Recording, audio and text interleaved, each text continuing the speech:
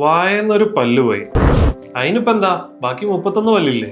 ഈ ഒരു mind set കാരണമാണ് ഡെന്റൽ ട്രീറ്റ്മെന്റിന് കോസ്റ്റ് കൂടുന്നതെന്ന് ഞാൻ പറയും. ഇപ്പൊ ഒരു പല്ലിന് കേട് വന്നാൽ ആദ്യം നമുക്ക് അത് അടയ്ക്കാൻ പറ്റും, അതിന് കോസ്റ്റ് കുറവാണ്. അടച്ചില്ലെങ്കിൽ റൂട്ട് കനാൽ ചെയ്യേണ്ടി വരും, അപ്പോൾ അത് എക്സ്പെൻസീവ് ആവും. ഇനി സപ്പോസ് ഒരു പല്ല് പോയാൽ ആദ്യം ആ പല്ല് മാത്രം നമുക്ക് റീപ്ലേസ് ചെയ്താൽ മതി. ഇനി അത് നമ്മൾ റീപ്ലേസ് ചെയ്തില്ലെങ്കിൽ നമുക്ക് ഒത്തിരി പല്ലുകൾ നഷ്ടപ്പെടും, അപ്പോൾ നമുക്ക് എക്സ്പെൻസ് കൂടും. ഇതിന്റെ ഒരു റിയൽ ലൈഫ് എക്സാമ്പിൾ ഞാൻ എക്സ്പ്ലെയിൻ ചെയ്തു തരാം. ഇതിപ്പോ ഇതേപോലെ സംഭവിച്ചിട്ട് ഒരു പേഷ്യന്റെ മൗത്തിന്റെ റെപ്ലിക്കാണ് നമ്മൾ ക്രിയേറ്റ് ചെയ്തതാണ്. ഈ പേഷ്യന്റിന് പണ്ട് പിറകിലെ പല്ല് നഷ്ടപ്പെട്ടു, അങ്ങനെ വർഷങ്ങളായിട്ട് അത് റീപ്ലേസ് ചെയ്തില്ല. അതോടൊപ്പം മേളിൽ പല്ലില്ലാത്തതുകൊണ്ട് താഴെയുള്ള പല്ലുകൾക്കും ഡാമേജ് വന്നു. അങ്ങനെ പേഷ്യന്റിന്റെ മോണം മേളിലോട്ട് കയറി മൊത്തത്തിൽ പേഷ്യന്റ് ചവയ്ക്കുമ്പോൾ ആ ഒരു ബാലൻസ് നഷ്ടപ്പെട്ടു.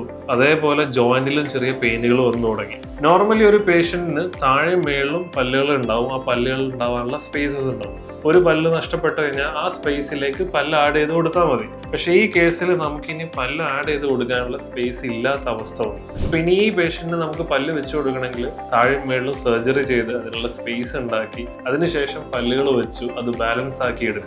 ഒത്തിരി സമയവും എടുക്കും, അതേപോലെ ഒരു കോസ്റ്റും ഈ പേഷ്യന്റിന് വരും. അപ്പൊ നമ്മൾ ശ്രദ്ധിക്കേണ്ട ഒരു കാര്യം, ഒരു പല്ല് നഷ്ടപ്പെട്ടു കഴിഞ്ഞാൽ അത് എത്രയും പെട്ടെന്ന് അത് റീപ്ലേസ് ചെയ്ത് കൊടുക്കുക. അത് അങ്ങനെ അല്ലാതെ വരുമ്പോഴാണ് നമുക്ക് കോസ്റ്റും അതേപോലെ കോംപ്ലിക്കേഷൻസും കൂടുന്ന രീതിയിൽ പ്രശ്നങ്ങൾ വരുന്നത്. അപ്പൊ ആ കാര്യങ്ങൾ നമ്മൾ കൺസേൺ ആയി ഓരോ പല്ല് പോകുമ്പോഴും അതിന് ഇമ്പോർട്ടൻസ് കൊടുത്ത് തന്നെ അതിനെ കാണുക. ഒരു പല്ലാണെങ്കിൽ ഒരു പല്ല് അത് നഷ്ടപ്പെട്ടു കഴിഞ്ഞാൽ ഉടനെ തന്നെ റീപ്ലേസ് ചെയ്ത് കൊടുക്കുക. ആ ഒരു കോസ്റ്റ് മാത്രമേ അപ്പോൾ വരുള്ളൂ. ഇങ്ങനെ സ്മാർട്ടായിട്ട് ചിന്തിച്ചു കഴിഞ്ഞാൽ ഡെന്റൽ പ്രോബ്ലം കൊണ്ട് വരുന്ന പല ഇഷ്യൂസും നമുക്ക് കോസ്റ്റ് എഫക്റ്റീവ് ആയിട്ട് തന്നെ ട്രീറ്റ് ചെയ്ത് കളയാം.